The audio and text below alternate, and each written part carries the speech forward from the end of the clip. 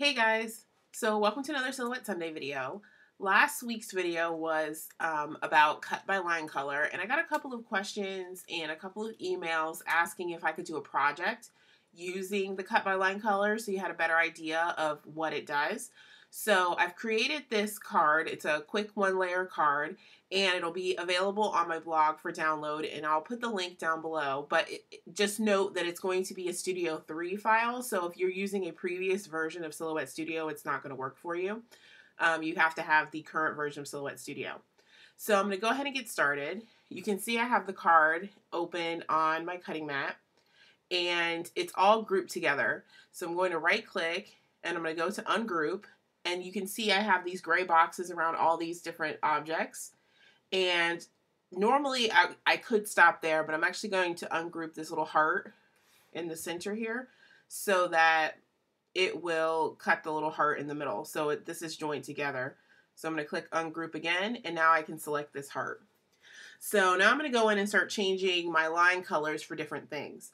The things that I want to cut, I'm just going to go ahead and leave red, the default color. So this outside panel, I'm going to leave that red because I want that to cut. And this heart right here in the center, I'm going to leave that red because I also want that to cut. This portion here, this kind of handwritten frame, I'm going to change that line color so that I know that I'm going to use a pen. So I'm going to change it to pink. Actually, you know what? So it's easier to see, I'll change it to purple. And then this is going to be written in black, so I'm going to change it to black. So now I'm ready actually to send this to the Silhouette. So I'm going to go to my cut menu up here at the top right hand corner.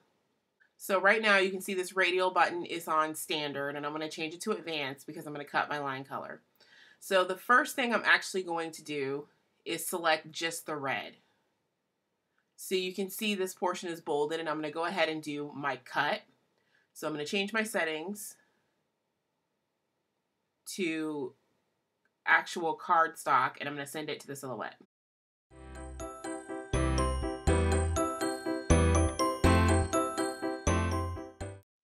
Okay, so you can see my image is cut out, and now I'm going to switch over to my pens.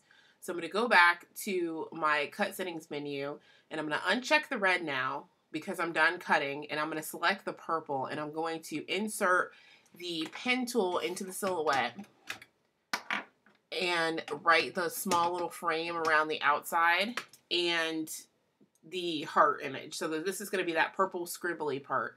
So I'm going to go ahead and change my settings, and then I'm going to send it to the Silhouette.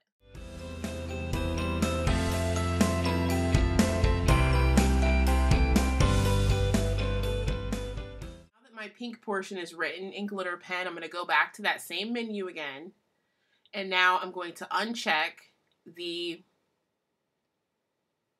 purple line, and I'm going to select the black, and now I'm going to write my sentiment. And then I'm going to do the same thing, select sketch pen, and then send it to the Silhouette.